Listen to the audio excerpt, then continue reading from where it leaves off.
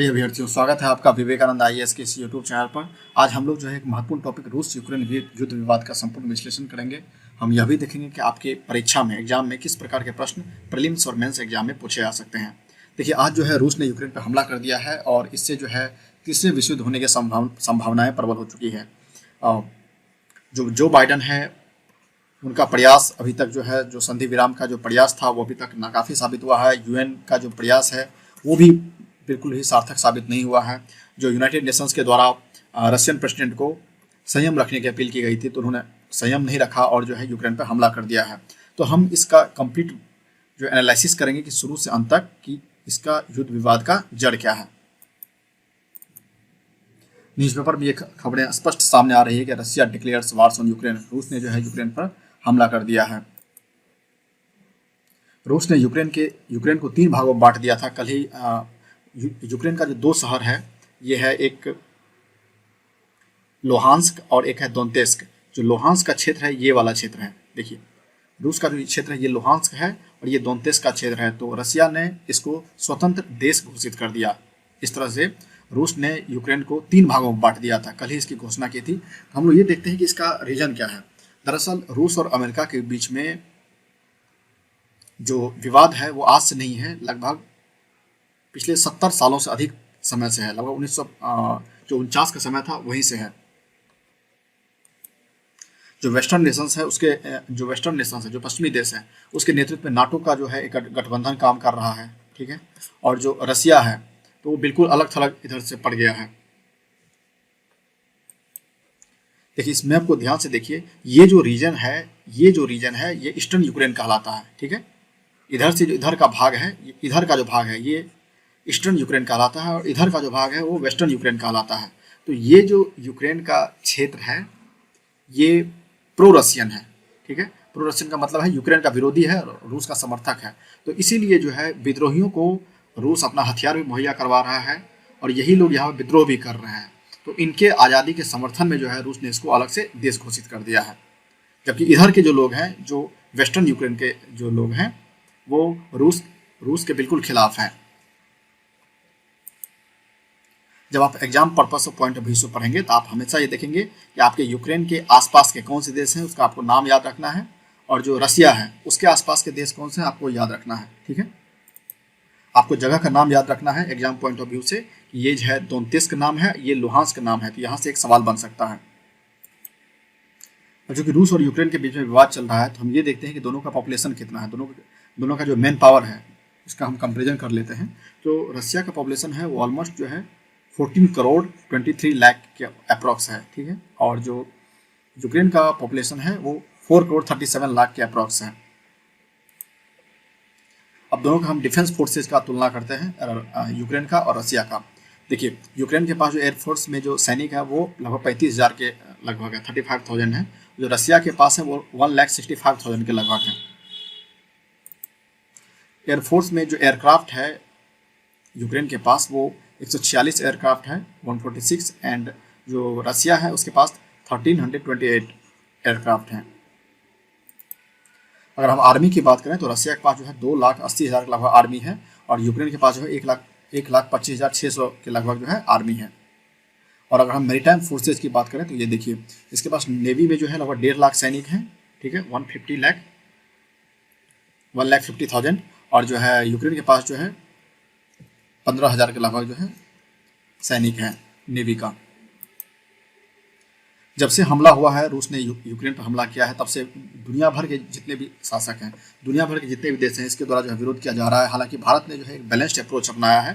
भारत ने United Nations में Russia का समर्थन किया है और अमेरिका के समर्थन में बिल्कुल जो है अपना वोटिंग नहीं किया है। इस बात की तारीफ जो है रूस के जो राजदूत है उसके द्वारा भी किया गया है। तो देखिए, ये जो यूके के ऑफिशियल हैं ये रशिया पर सेक्शंस लगाने की बात कर रहे हैं, प्रतिबंध लगाने की बात कर रहे हैं। इसके अलावा एक जो यूएस है, अमेरिका के द्वारा ऑलरेडी जो है सेक्शंस लगा दिया गया है, रशिया पर प्रतिबंध लगा दिया गया है।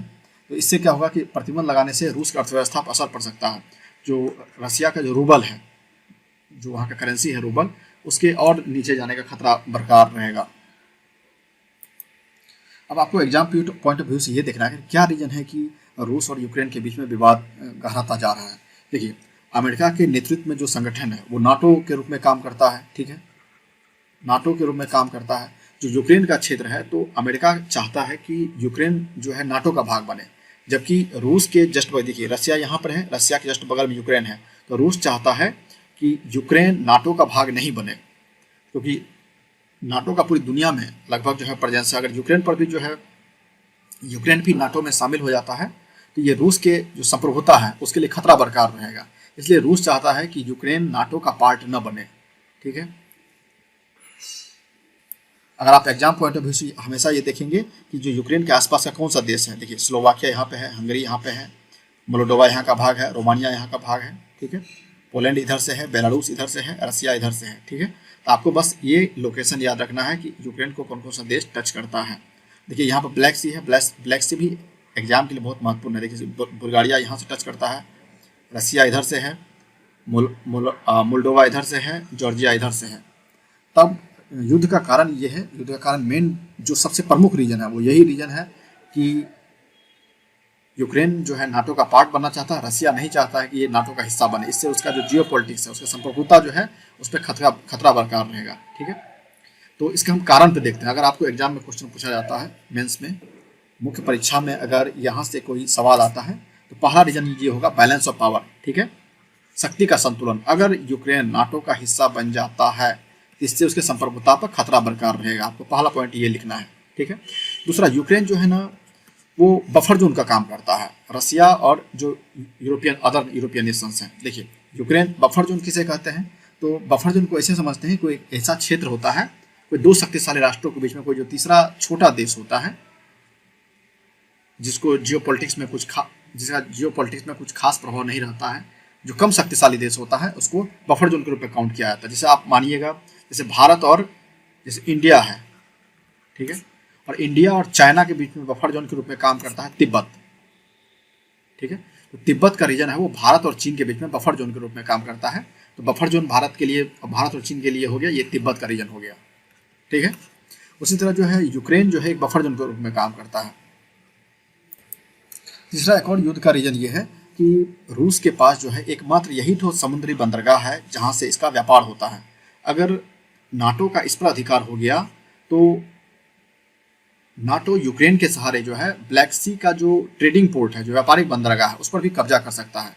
इसलिए रूस कभी नहीं चाहता है कि जो नाटो का भाग यूक्रेन बने और नाटो की भागीदारी जो है फिर ब्लैक सी वाले क्षेत्रों पर हो जाए, जो काला सागर है, क्योंकि रूस का जो अधिकांश व्यापार है वो इसी काला सागर के माध्यम से होता है। ब्लैक सी जो है एग्जाम के लिए काफ़ी अधिक महत्वपूर्ण है। आपको हमेशा याद रखना है कि आप कोई भी टॉपिक पढ़ें तो आपके लिए एग्जाम के लिए क्या महत्वपूर्ण हो सकता है। देखिए ये जो ब्लैक सी है हमेशा याद रखेंगे, इसके लिए कौन कौन से देश जो इसको टच करता है। इसको जो है रसिया टच करता है, यूक्रेन टच करता है, रसिया, यूक्रेन, जॉर्जिया, तुर्की, बुल्गारिया, रोमानिया, ये ऐसे देश हैं जो इसको टच करता है ब्लैक सी को। तो ये आपको याद रखना है, रूस, यूक्रेन, जॉर्जिया, तुर्की, बुल्गारिया, रोमानिया, ये ऐसे देश हैं जो ब्लैक सी को टच करता है।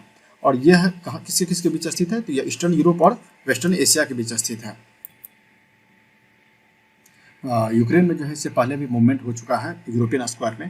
पहले यूक्रेन में 2013 में पहले कोई दूसरी सरकार थी जिन्होंने जो यूक्रेन का जो एग्रीमेंट था वो यूरोपियन यूनियन के साथ था। तो यूक्रेन ने यूरोपियन यूनियन से अपना ट्रेड एग्रीमेंट को कैंसिल करके उन्होंने अपना व्यापार जो है रसिया और चाइना के साथ किया था। तो इसी बात के विरोध में यूरोप में जो यूक्रेन में 2013 में एक मूवमेंट हुआ था, तो रसिया के सहयोग से उसने उसको फिर से दबा दिया था। इससे पहले 2014 में एक सेपरेटिस्ट मूवमेंट हुआ था जिसकी हमने बात की थी थोड़ी देर पहले। दोनेत्स्क और लुहांस्क एक ऐसा क्षेत्र है जहाँ पर सेपरेटिस्ट मूवमेंट बहुत पहले से चालू है। यही वो क्षेत्र है जहाँ पर जिसको रूस ने दो अलग अलग देश घोषित किया है। ये आपको याद रखना है, एक का नाम है दोनेत्स्क, दूसरे का नाम है लुहांस्क। सेपरेटिस्ट मूवमेंट यहाँ जो है 2014 से ही चालू है, ठीक है। और रूस ने इससे पहले जो है यूक्रेन से क्रीमिया भी छीन लिया था। वर्तमान में ये रसिया चाहता क्या है, तो रूस ये चाहता है कि अमेरिका एश्योर्ड करे कि यूक्रेन जो है नाटो का जो भाग नहीं बनेगा। लेकिन अमेरिका जो है इस प्रकार का कोई भी एश्योरेंस रशिया को नहीं देना चाहता, इसलिए उसने यूक्रेन पर जो है हमला कर दिया है। अब सवाल ये उठता है कि ये जो युद्ध हुआ है रसिया और यूक्रेन के बीच में, तो इसमें भारत की क्या स्थिति? तो भारत ने यूक्रेन का समर्थन बिल्कुल भी नहीं किया है, ठीक है।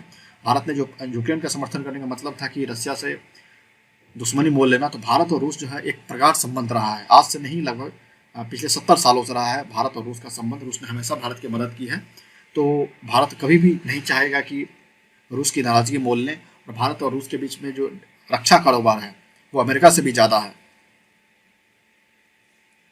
ठीक है। इसलिए भारत ने जो है स्वतंत्र विदेश नीति अपनाते हुए यूक्रेन स्पॉन्सर्ड जो रिजोल्यूशन था उसके खिलाफ वोटिंग किया है। Thank you so much. तो आपको यहाँ पर क्या सीखने को मिला? आपको 3 चीज़ याद रखना है। जो मैप है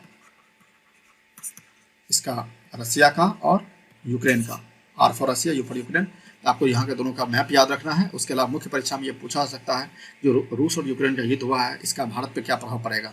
देखिए, शेयर मार्केट जो है क्रैश हो चुका है,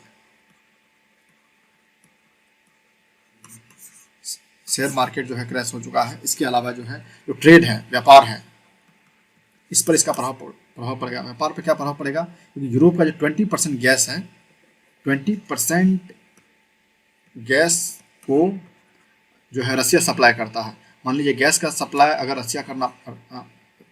रसिया सप्लाई नहीं करेगा तो यूरोप में गैस के दामों में बढ़ोतरी होगी, और गैस के दाम में जब बढ़ोतरी होगी, जब प्राइस बढ़ेगा तो उसके आम जनता पे इसका असर पड़ेगा, जो कॉमन पीपुल होंगे, ठीक है। तो आपको जो है जब भी क्वेश्चन पड़े इसका क्या प्रभाव पड़ेगा तो आपको यही सब कुछ लिखना है, इकोनॉमिकल एस्पेक्ट लिखना है, पॉलिटिकल एस्पेक्ट लिखना है, मैप को दर्शाना है, ठीक है। चलिए, थैंक यू सो मच।